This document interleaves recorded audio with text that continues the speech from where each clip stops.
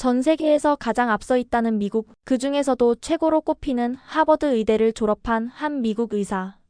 그런 그가 한국에 온 뒤 말문이 막혀버렸습니다. 이건 제가 아는 병원이 아니에요. 환자보다 먼저 병원비 걱정하는 게 당연했던 우리와는 완전히 다릅니다. 처음엔 단순히 교환 프로그램으로 잠깐 머물 생각이었습니다. 하지만 그는 결국 미국으로 돌아가지 않았습니다. 이곳은 아픈 걸 죄라고 여기지 않아요. 이게 진짜 사람이 사람답게 살 수 있는 나라 아닐까요? 오늘은 미국 의사로서의 삶을 포기하고 한국의 복지 시스템 속에서 삶의 본질을 다시 찾은 한 외국인의 이야기를 들려드리려 합니다. 그의 눈을 통해 본 한국 의료와 복지의 진짜 힘, 과연 우리는 너무 당연하게 생각해 놓친 건 없었을까요? 영상 끝까지 함께 해주시고 여러분의 구독과 좋아요, 알림 설정은 저희에게 큰 힘이 됩니다. 그럼 지금부터 감동적인 이야기의 문을 열어보겠습니다. 안녕하세요. 저는 미국에서 태어나고 자란 마크 헤이든입니다. 하버드 대학교에서 의학을 전공하고 이후 캘리포니아의 의대에서 교수로 근무해왔습니다. 그러다 뜻밖의 기회로 한국의 한 대학과 병원에서 단기 연구 겸 교육 프로그램을 제안받았고, 그렇게 저는 한국이라는 나라에 오게 되었습니다. 단 몇 달이면 될 거야? 여행 겸 문화도 좀 보고 처음엔 그렇게 가볍게 생각했죠. 하지만 그 몇 달이 몇 년이 되었고, 지금은 제 인생이 완전히 바뀌었습니다. 그 시작은 인천국제공항에 내리던 날로 거슬러 올라갑니다. 비행기에서 내려 처음으로 한국공항의 질서 정연함과 빠른 입국 심사를 경험했을 때 저는 솔직히 좀 놀랐습니다. 그리고 공항 밖으로 나와 택시에 오르자마자 깨달았죠. 와, 이 나라는 다르구나. 고층 빌딩이 질서 있게 늘어서 있고 거리는 깨끗하며 시민들은 바쁘게 움직이면서도 서로에게 기본적인 예의를 갖추고 있었습니다. 제가 묵었던 숙소는 서울의 한 대학병원 근처에 있었습니다. 도착 다음 날 저는 병원 투어를 하게 되었고, 그때 또 한 번 충격을 받았습니다. 디지털화된 병원 시스템, 자동화된 진료 접수, 공공병원임에도 놀라운 청결 상태. 그리고 무엇보다 인상 깊었던 건 의료진과 환자 사이의 배려였습니다. 미국에서는 환자와 의사의 관계가 효율성과 법적 책임 중심으로 형성되곤 합니다. 하지만 한국에선 달랐습니다. 진료 중에도 환자의 감정을 읽고 눈을 마주치고 짧은 대화라도 진심이 담겨 있었습니다. 그 중에서도 한 노인 환자분의 말씀이 기억에 남습니다. 선생님, 여기선 돈 없어도 치료받을 수 있어서 얼마나 감사한지 몰라요.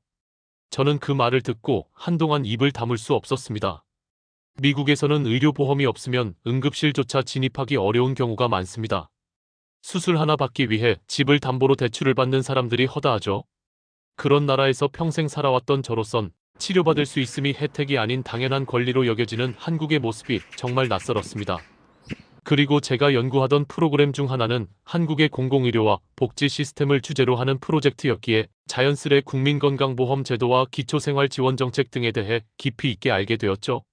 매달 소득 수준에 따라 정해진 보험료를 내고 누구나 동일한 혜택을 받으며 병원비 부담도 상대적으로 낮은 구조.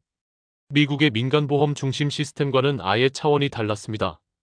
이쯤 되자 제 안에서는 질문이 하나 생겼습니다. 왜 미국은 못하고 한국은 하고 있는 걸까? 문화 때문일까? 역사적 경험 때문일까? 아니면 국민들의 의식 자체가 다른 걸까? 실제로 살펴보면 한국은 전쟁의 상처를 딛고 불과 수십 년 만에 의료, 교육, 복지, 기술 모든 분야에서 눈부신 발전을 이뤘습니다. 그 배경에는 함께 살아간다는 공동체적 마인드가 있었습니다. 이기적 개인주의가 팽배한 미국과는 분명 달랐습니다. 한국은 모든 것이 연결되어 있었습니다. 지하철에선 임산부 배려석이 자리 잡혀 있고 길거리엔 장애인을 위한 경사로가 설치되어 있으며 초등학교부터 고등학교까지는 무상교육이 실시되고 있었습니다. 무엇보다 이런 것들이 자랑이 아닌 일상이라는 점이 감동적이었죠. 이쯤 되니 저도 변하기 시작했습니다. 누군가가 어려움에 처했을 때 조금 더 일찍 반응하게 되었고 매사에 공공의 이익을 먼저 생각하게 되었죠. 한국은 단지 좋은 시스템을 가진 나라가 아니라 좋은 사람이 만들어낸 나라라는 걸 몸으로 느꼈습니다. 그렇게 몇 달 머물다 돌아가겠다는 계획은 미뤄졌고 저는 아예 한국 의료계에 연구 자리를 요청하게 되었습니다. 그리고 지금은 한국 국적을 준비하고 있는 단계입니다. 미국에서 태어나고 자랐지만 이 나라에서의 삶이야말로 진짜 인간적인 삶이라고 느끼게 되었기 때문입니다. 솔직히 말씀드리면 처음엔 공공의료라는 말이 낯설었습니다. 미국에선 공공이라는 단어가 붙으면 뭔가 낡고 비효율적이고 형식적이라는 선입견이 있습니다. 미국에서 제가 일해온 대학병원은 사립이었고 최첨단 기술과 시스템을 갖추고 있었지만 동시에 의료비도 상상을 초월할 정도로 높았습니다. 저조차도 종종 이게 과연 일반 사람들에게 필요한 구조인가 하는 회의를 느끼곤 했죠. 그런데 한국의 공공의료 시스템을 직접 마주한 순간 저는 충격을 받았습니다. 여기가 공공병원이 맞아? 하는 의문이 가장 먼저 들었습니다. 서울 시내의 한 대형 병원. 외래 진료 접수 창구 앞에 환자들이 줄을 서 있지만 그 줄이 놀랄 만큼 빠르게 움직이고 있었어요. 접수 시스템은 전자화되어 있었고 키오스크를 활용하면 몇 초 만에 진료 예약이 가능했죠.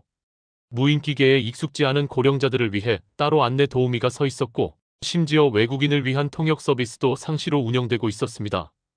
처음 진료실에 들어갔을 때 환자보다 더 긴장했던 사람은 아마 저였을 겁니다.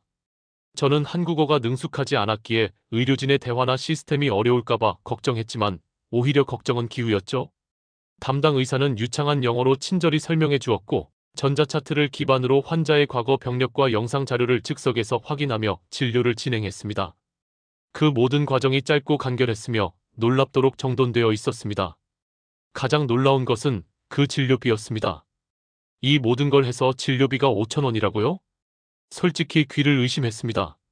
미국에선 일반 진료만 해도 100달러가 넘고 MRI 촬영 같은 경우엔 수천 달러를 청구받는 게 일상입니다. 그런데 한국에선 보험 적용으로 인해 기본 진료비가 커피 한 잔보다도 저렴하다니 이건 단순한 저렴함의 문제가 아니었습니다.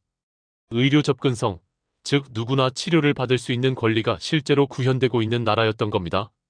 더 큰 감동은 마음에서 왔습니다. 병동에 입원해 있던 한 할머니, 환자와 가족이 의료진에게 정말 감사하다며 인사를 드리는 장면을 보았을 때였어요. 그분은 공공보험 덕분에 고가의 항암 치료를 받을 수 있었고 입원비도 국가 지원으로 대부분 해결되었다고 했습니다.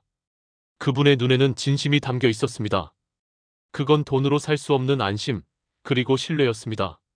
저는 여러 차례 한국의 지방병원들과 복지센터도 방문했습니다. 그리고 그곳에서도 비슷한 경험을 했습니다. 지역 거점병원에서는 의료 취약계층을 위한 순회 진료를 운영하고 있었고 일부 지방 도서 지역에서는 보건소가 마을 단위로 주민 건강을 체크하며 조기 검진과 예방 치료를 실시하고 있었습니다. 그 모든 과정이 시혜적 복지가 아니라 당연한 국가의 책임으로 운영되고 있다는 점이 인상 깊었습니다.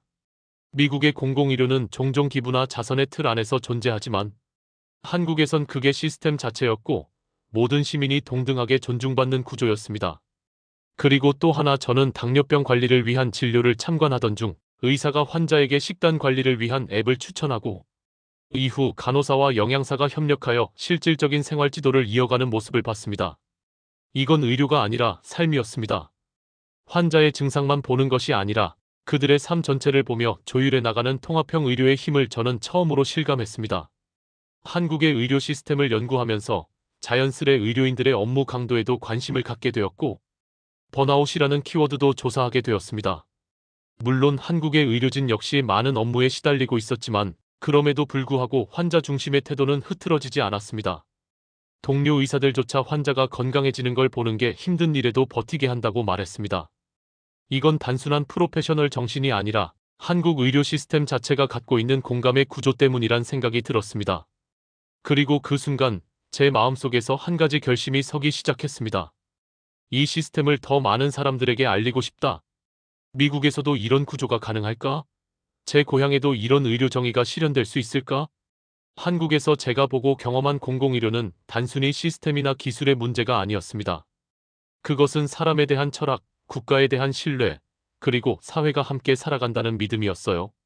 그날 병원 로비에 앉아 진료를 마친 한 노부부가 서로의 손을 꼭 잡고 환하게 웃는 모습을 보며 저는 생각했습니다. 한국엔 뭔가 다른 게 있다. 이건 복지가 아니라 문화이고 철학이며 미래다. 한국에 머문 지 어느덧 6개월이 지났습니다. 처음엔 낯선 문화를 탐험하는 기분이었지만 이제는 이곳에서 배우고 싶은 것들이 너무 많아졌습니다. 그리고 그 중심엔 바로 복지라는 단어가 있었습니다.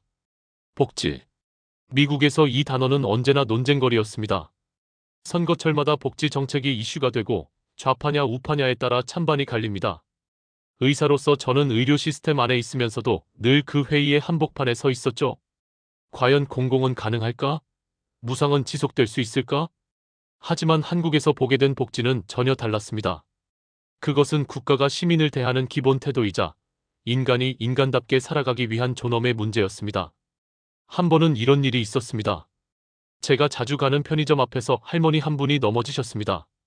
그 상황을 목격한 시민들이 거의 반사적으로 달려가 부축했고 누군가는 119에 신고를 또 누군가는 점원에게 얼음찜질을 요청하더군요.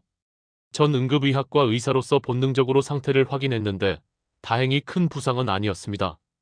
그런데 그 순간 할머니가 하신 말씀이 가슴을 울렸습니다.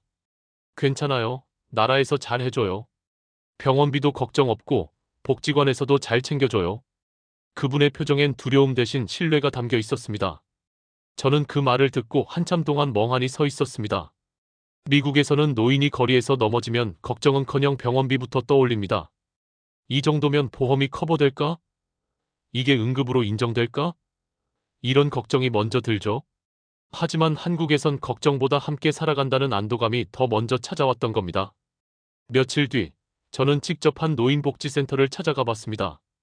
거기엔 소외된 어르신들이 아니라 활기차게 웃으며 건강관리를 받는 분들이 있었습니다. 사회복지사와 간호사가 팀을 이뤄 노인들의 건강을 정기적으로 체크하고 상담도 진행하며 필요한 지원을 연결해주고 있었습니다. 그리고 그분들의 표정은 당당했습니다. 아, 이게 존엄이구나. 그 순간 저는 깨달았습니다. 존엄이란 거창한 철학적 개념이 아니었습니다. 병원에 갈 수 있는 자유, 걱정 없이 약을 먹을 수 있는 권리, 넘어졌을 때 누군가 손을 내밀어 줄 것이라는 믿음. 그것이 바로 인간이 누려야 할 존엄이었고 한국 사회는 그것을 실현하고 있었습니다. 더 깊이 다가가 보고 싶었습니다. 그래서 한 지방도시의 치매안심센터를 방문해 장기 요양 서비스 시스템을 들여다봤습니다. 그곳에서 만난 요양보호사는 말했습니다. 이분들이 우리 부모님 같거든요.